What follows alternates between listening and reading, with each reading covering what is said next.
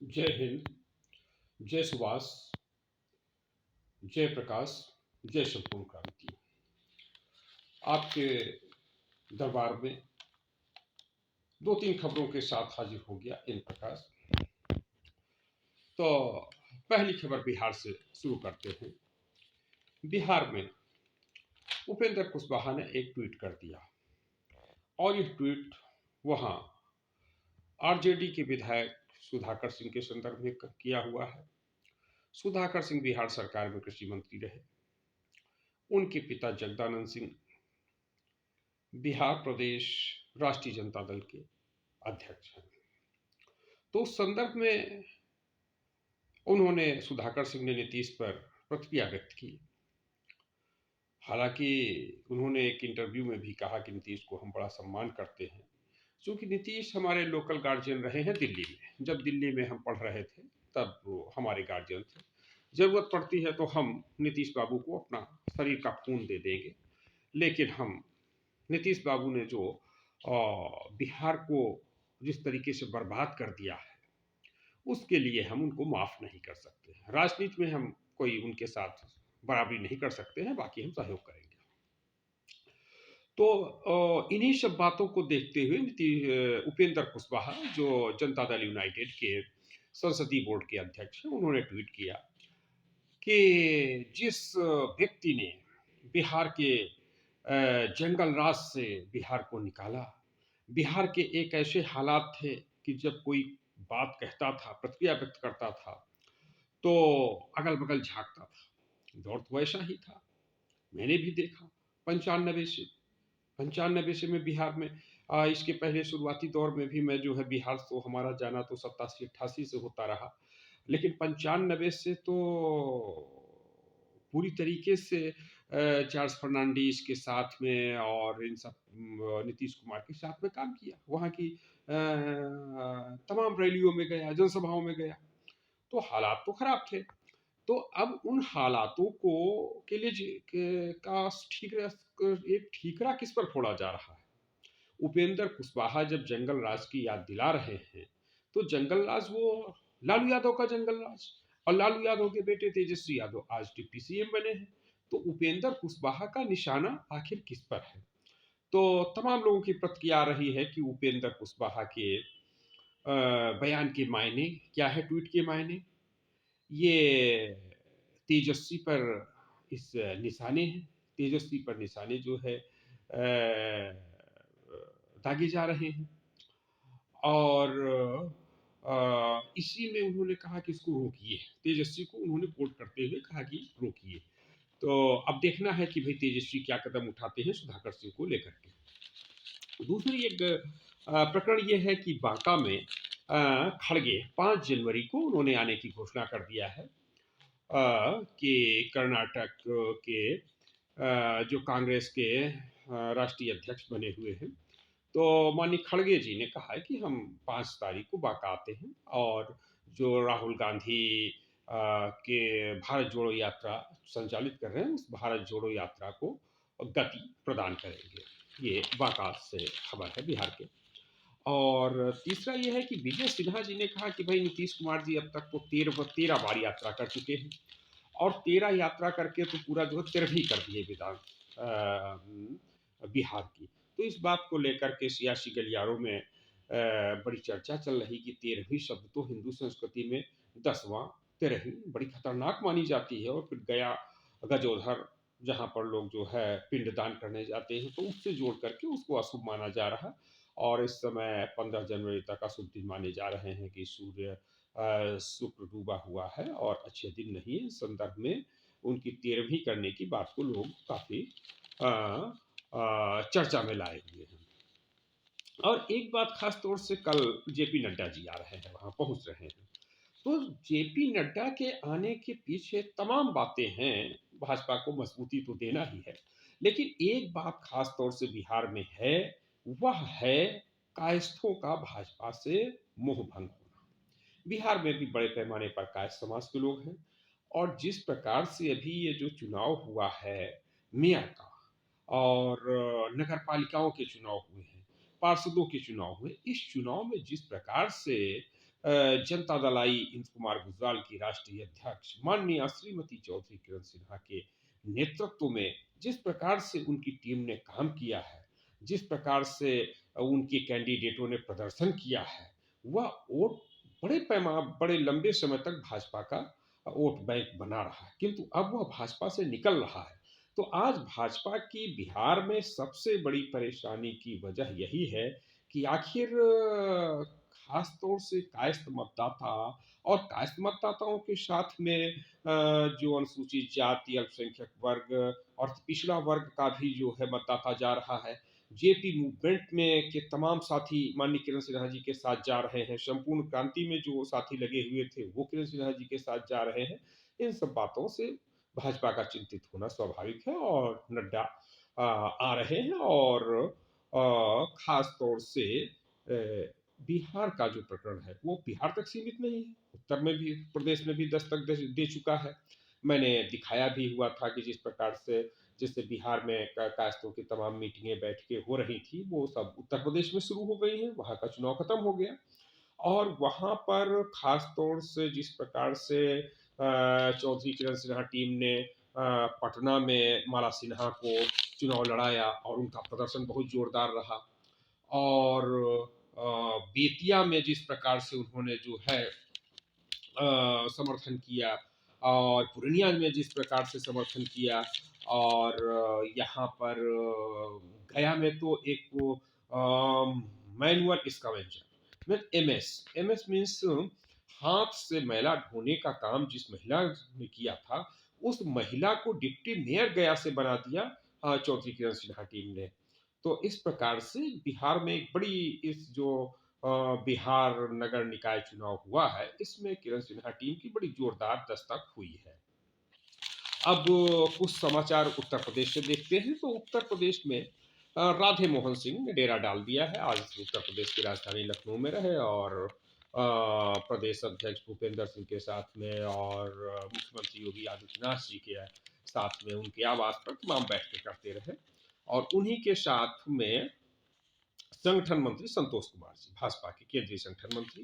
तो ये लोग सब तो विचार विमर्श चर्चा पर चर्चा कर रहे हैं लेकिन इनके भी विचार बिंदु में एक बात जरूर इनको साल रही है खटक रही है कि जिस प्रकार से कायस्थ समाज भाजपा से निकल रहा है और माननीय श्रीमती चौधरी किरण सिन्हा के नेतृत्व में कायस्थ समाज खड़ा हो रहा है, जिस प्रकार से कायस्थ समाज की बैठकें हो रही हैं उस प्रकार से अब तक कभी नहीं हुई बैठकें।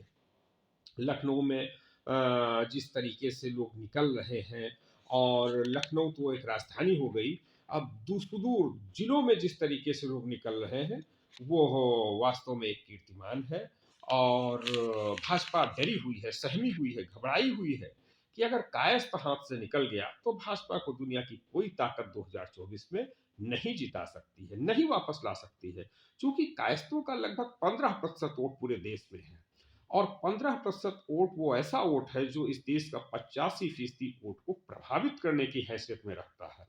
जिस कायस्थ समाज ने अंग्रेजों को भगा दिया नेताजी सुभाष चंद्र बोस के रूप में, जिस कायस्थ समाज ने लोकनायक जयप्रकाश नारायण के रूप में इंदिरा गांधी को धूल चटा दी, वो कायस्थ समाज आज पुनः माननीय श्रीमती चौधरी किरण सिन्हा के रूप में, यशवंत सिन्हा के रूप में जो वित्त मंत्री रहे भारत सरकार के, अभी पिछला राष्ट्रपति चुनाव लड़े हुए थे, और शत्रुघ्न सिन्हा के रूप में फिर एक बार जो है भारतीय जनता पार्टी को धूल चटाने के लिए एकजुट हो गया है, दौड़ा कर रहा है, वो अपने स्तर से काम कर रहा है। और जिस पर आप देखिए कि संयुक्त विपक्ष के उम्मीदवार यशवंत सिन्हा जी बन गए थे। तो जिस प्रकार से यशवंत सिन्हा जी 2022 में संयुक्त विपक्ष के उम्मीदवार रहे, उसी प्रकार से संयुक्त विपक्ष की उम्मीदवार प्रधानमंत्री पद के लिए माननीय श्रीमती चौधरी किरण सिन्हा राष्ट्रीय अध्यक्ष जनता दल आई होंगी।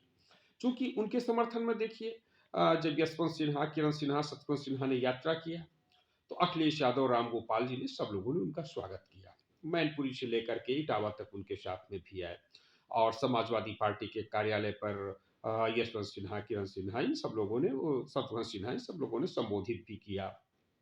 उसके बाद जब राष्ट्रपति का चुनाव लड़े यशवंत सिन्हा जी तो सबसे पहले समाजवादी पार्टी ने आकर के यशवंत सिन्हा के सम्मान में अपने विधायकों को घूस भी दिया। तो समाजवादी पार्टी भी प्रधानमंत्री के रूप में माननीय किरण सिन्हा जी को स्वीकार करेगी। कांग्रेस का हाल, तो कांग्रेस ने का तो अभी जो यात्रा हुई उसमें राहुल गांधी ने अपने एक साक्षात्कार में कहा कि समाजवादी पार्टी, बहुजन समाज पार्टी मोहब्बत की पक्षधर है और नफरतवादी नहीं है। लेकिन जिस प्रकार से सपा और बसपा का रुख रहा, उससे लग रहा है, स्पष्ट रहा कि सपा और बसपा राहुल गांधी के साथ नहीं जाएगी, माने कांग्रेस के साथ नहीं जाने वाली है। और जैसे ही चुनाव हुआ था 22 का, उसके बाद एक मीटिंग हुई दिल्ली में। उस मीटिंग में भी प्रियंका गांधी ने कह दिया था कि नहीं, हम उत्तर प्रदेश में अकेले चुनाव लड़ेंगे। तो उत्तर प्रदेश में चुनाव अकेले कांग्रेस लड़ेगी, अकेले सपा लड़ेगी, इस प्रकार से अकेले बसपा लड़ेगी, इस प्रकार से लड़ेगी।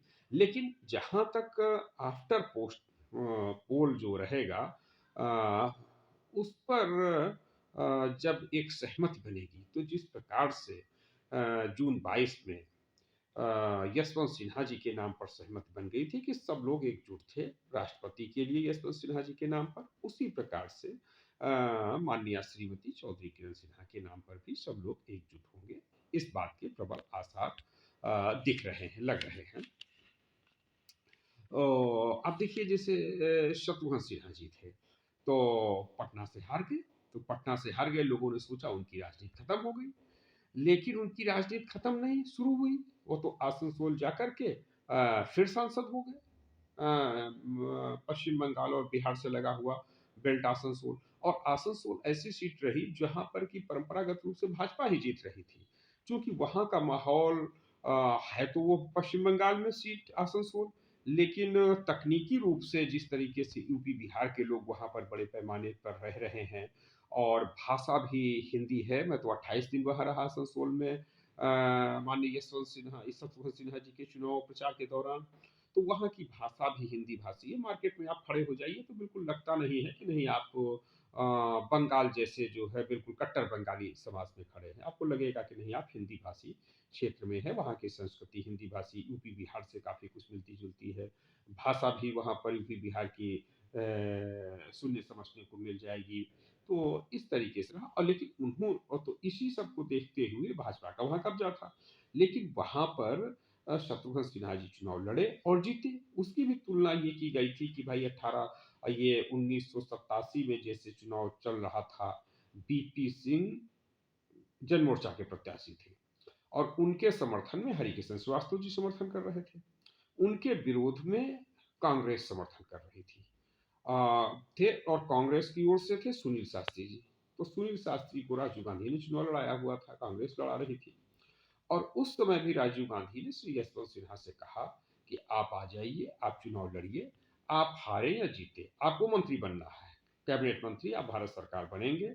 अगर आप हार जाएंगे तो भी आपको राज्यसभा में हम ले लेंगे। लेकिन शत्रुघ्न सिन्हा ने कहा नहीं, अब हम भाजपा के ही साथ रहेंगे। और उन्होंने भाजपा के साथ रह करके पूरे देश में दौरा किया।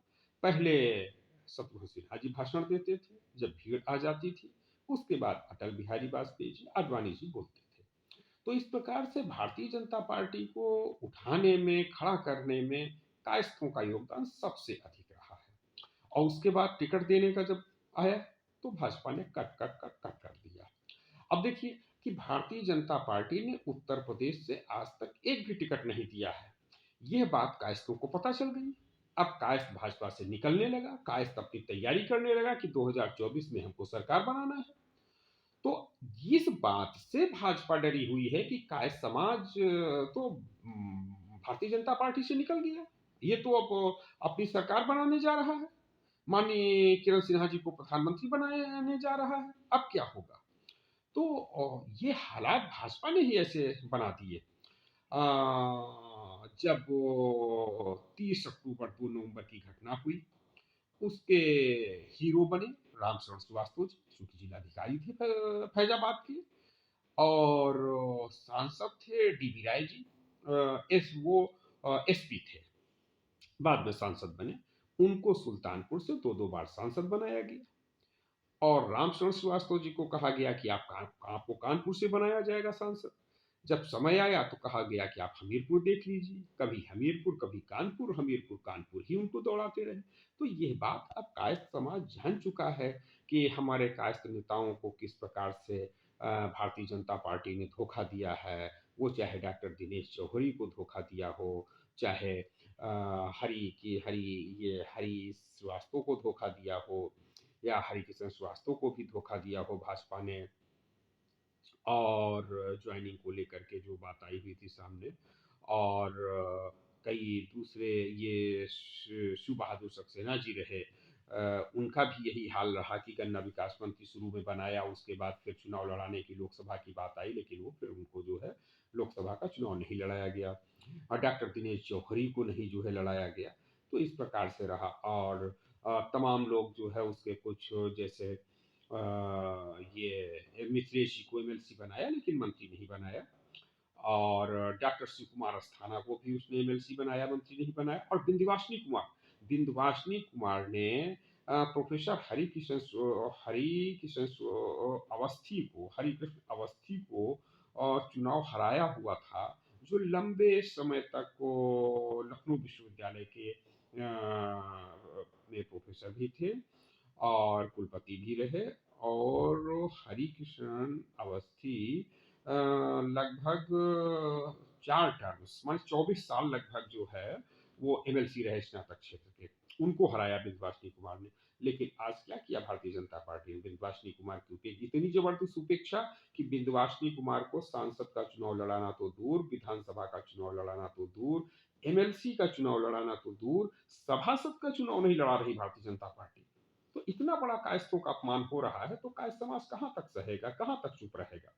इस नाते पूरे देश और प्रदेश का कायस्थ समाज एकजुट हो रहा है, और एकजुट होकर के अपनी नेता किरण सिन्हा, यशवंत सिन्हा के साथ खड़ा हो रहा है।